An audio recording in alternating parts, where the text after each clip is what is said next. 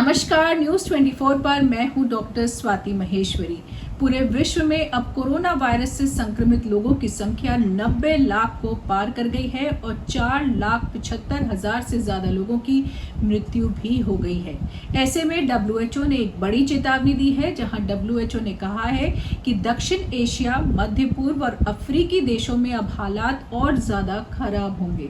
WHO का ऐसा मानना है कि जिस तरह से अभी अनलॉक मजबूरी में सभी देशों को करना पड़ा है और लोग जिस तरह से अभी भी मास्क नहीं लगा रहे हैं और सामाजिक दूरी का ध्यान नहीं रख रहे हैं, ऐसे में खास तौर से ये संक्रमण की संभावनाएं बहुत ज़्यादा बढ़ रही हैं। WHO का मानना है कि केवल 36 ऐसे देश हैं जहां पर संक्रमण का जो दर है वो अभी घटा है। तो WHO का मानना है कि America, Israel, Sweden, Pakistan, Bangladesh, अफ्रीकी कई सारे देश और उसके अलावा 81 ऐसे देश हैं जहां पर दूसरी लहर अब आएगी। इस तरह से WHO का मानना है कि यहाँ संक्रमण की रफ्तार लगातार बढ़ रही है और ये सभी देश अब दूसरी लहर की कगार पर खड़े हुए हैं और यहाँ संक्रमण बहुत तेजी से अब बढ़ सकता है।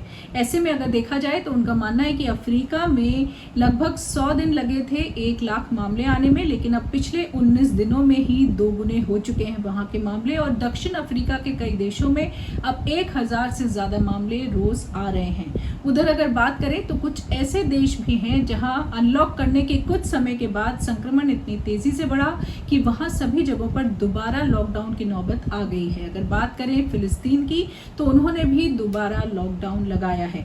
इधर तुर्की में भी कुछ शहरों में और प्रांतों में, खास तौर से उनकी राजधानी इस्तांबुल और कुछ और शहरों में दोबारा लॉकडाउन लगाया गया। वहां 2 हफ्ते के लिए लॉकडाउन खोला गया और उसके बाद संक्रमण तेजी से बढ़ा तो इन सभी शहरों में दोबारा लॉकडाउन लगाने की नौबत आ गई।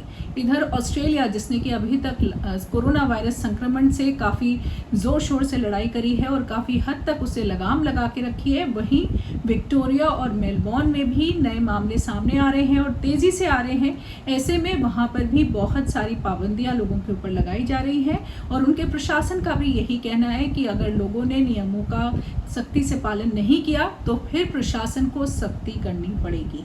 यहीं सऊदी अरेबिया में भी लगातार मामले बढ़ रहे हैं और वो भी दोबारा लॉकडाउन पर विचार कर रहे हैं। इधर अमेरिका, जहां न्यूयॉर्क में एपिसेंटर था, सबसे ज़्यादा संक्रमण के मामले वहीं से आए, वहां अब संक्रमण कम हो गया है, लेकिन उसके जो दूसरे प्रांत हैं, खासतौर से एरिजोना, विक्टोरिया, कैलिफोर्निया, उन सभी जगहों पर संक्रमण बहुत तेज़ी से बढ़ रहा है। ऐसे में WHO ने चेतावनी दी है कि सभी को बहुत सोच समझ के अपने नियम कानून बनाने होंगे और लोगों को भी उनका पालन करना होगा, वरना 81 देशों में उन्होंने बोला है कि हालत और ज़्यादा खराब होने वाली है। तो आज के लिए इतना ही। न्यूज़ 24 की तरफ से नमस्कार।